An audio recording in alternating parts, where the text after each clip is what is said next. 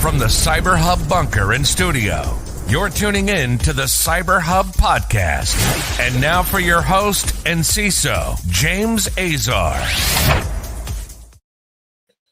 Well, good morning, everyone, and welcome to another exciting day, Tuesday, March 22nd, 2022.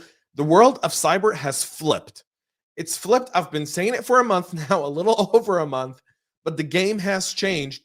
And if you don't think the game's changed, then I'm about to prove to you, fact-wise, why the cybersecurity game has changed forever in the last 30 days. So buckle up, tune in. We've got a loaded show today. Loaded. Okta apparently breached. Massive vulnerabilities. Browser in the browser phishing vulnerability that will blow your minds. The new type of phishing. White House saying Russia's about to attack the US in cyber and begging us all to harden our environments.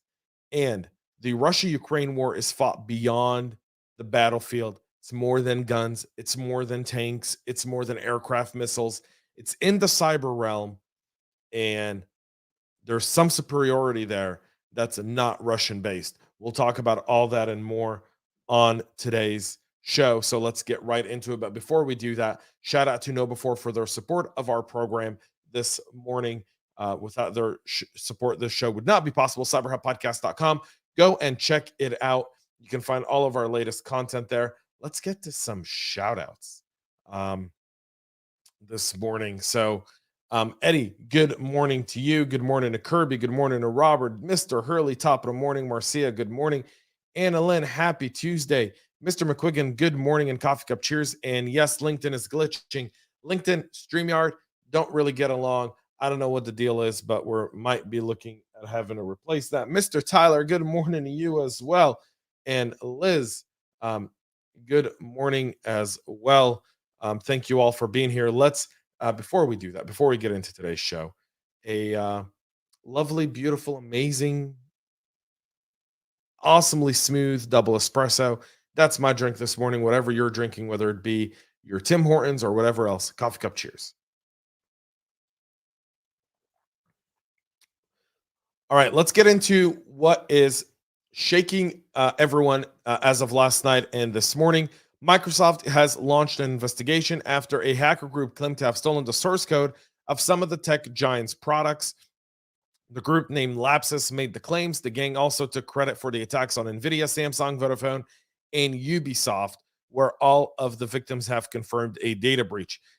On Monday, the criminals leaked 40 gigabytes of files allegedly belonging to Microsoft. They claimed the file source code, the file store source code for Bing, Bing Maps, and the Cortana virtual assistant. If you use those, you might be one of the handful of people who do. Bing Maps is a 90% complete dump. Bing and Cortana around 45%, according to Lapsus on their Telegram channel.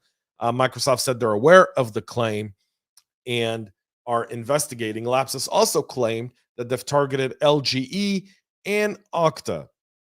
They've also posted screenshots apparently showing how they gained access to Okta's customer account. They said they did not have to access or steal any database from Okta and instead just targeted the company's customers.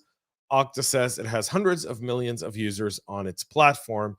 That's really reassuring. We have hundreds of millions of people on our platform. So, yeah,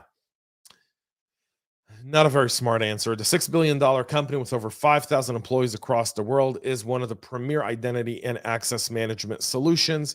And this investigation is bound to put a hamper on how we use that, folks. So data extortion group Lapsus claimed to have acquired the super user admin access to Okta.com. And through that, they accessed Okta's customer data. Okta is aware and investigating. As a precaution for all of you Okta users, time to reset.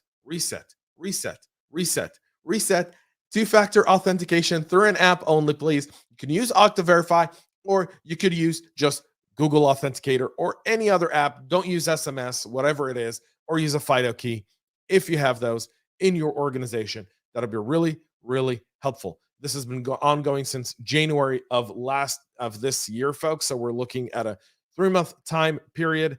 And so more on that as we continue to follow what is taking place here with Okta and Microsoft.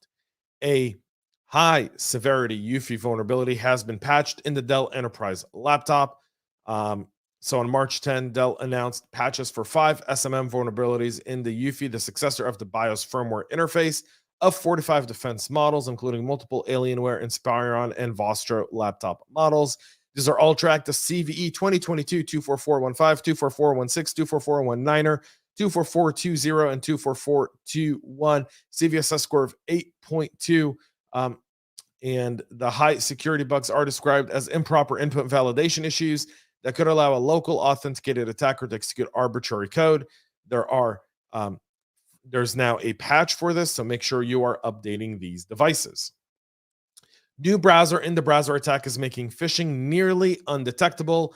A novel phishing technique called browser in the browser attack can be exploited to simulate a browser window within the browser in order to spoof a legitimate domain, thereby making it possible to stage convincing phishing attacks, according to penetration tester and security researcher who goes by the handle of Mardox. The method takes advantage of third-party single sign-on options embedded on websites such as sign in with Google, Facebook, Apple, or Microsoft. While the default behavior when the user attempts to sign in via those methods is to be greeted by a pop-up window to complete the authentication process, the BITB attack aims to replicate the entire process using a mix of HTML and CSS code to create an entirely fabricated browser window, getting the credentials, and taking over accounts. Talk about new phishing. That's why kind of like these whole idea of pop-ups and single sign-on, it's all got to be controlled. It's all got to be centralized. But with Okta breached, who were one of the top companies at doing this, where do you go from here, right? Like I said, the game is changing before our very eyes. And if you blink, you'll miss it, but it's happening because this warning was issued yesterday by the President of the United States and his cybersecurity czar, Ann Neuberger. So President Biden yesterday warned of evolving intelligence. And, it's in parentheses because we know what that means. If you don't have a short-term memory, let's go back, 20 years to the Iraq War and talk about evolving intelligence, suggesting that Russia is exploring options for potential cyber attacks in retaliation for the economic punishments of the U.S. and other countries have inflicted on Moscow since its invasion of the Ukraine. If you have not done so already, I urge private sector partners to harden their cybersecurity defenses by implementing the best practices they've developed, talking really about MFA and hardening your environment. White House Deputy National Security Advisor Ann Neuberger said Russia is exploring options for potential cyber attacks on critical infrastructure. To be clear, there is no certainty there will be a cyber incident on critical infrastructure. No certainty, but let's hype up the fear. Let's drive all of this stuff to get you to do something in order to hype up the tensions with Russia at the moment and keep their backs against the wall. We know that works really well with dictators like Putin. If you don't, once you make it so that they've got nothing to lose, they really just fold. The history has shown us that historically, right? So, one, yes, it's good to harden your cybersecurity. I've spoken to several other nations when I saw this come out yesterday because my LinkedIn feed got blown up and people were like emailing me, "Did you see this?" And I spoke to other intel agencies across the globe with sources there. All of them were like, "Hey, we're seeing traditional stuff come out of Russia, but Russia's really focused on the other part of it, and that is the Ukrainian IT army that was put together to battle the Russians in behind the keyboard and not on the battlefield, is really putting a hurting on Russia." And we're starting to find out through this whole Russia-Ukraine conflict. One, Russia's military is untrained, old equipment, stalling out. They're not really ready for battle. They may seem like it, but they're really not there. And their cybersecurity may not be what we all thought it was, because constantly, every single day, I'm seeing more and more leaks coming from Russia, whether it be data theft, whether it be shutting down networks, taking networks offline, targeting government websites. And so, like I said, the game is changing, but we're starting to notice that just because it's a big black bear, yes, but the big black bear doesn't have situational awareness to what's going on around them. And Now, roughly 79 gigabytes of emails that have been stolen from the state-controlled oil pipeline company Transneft emerged from on a known leaks hosting website that's operating. It's the largest, I believe, pipeline company in the world. They operate more than 70,000 kilometers of pipeline. The leaked data is set to be exfiltrated from the Omega company, the multidisciplinary research and development department of Transneft. The anonymous hacktivist who took responsibility for the attack posted data. The data on leak hosting website distributed denial of secrets. They claim to have hacked transit in response to Russia's invasion of Ukraine.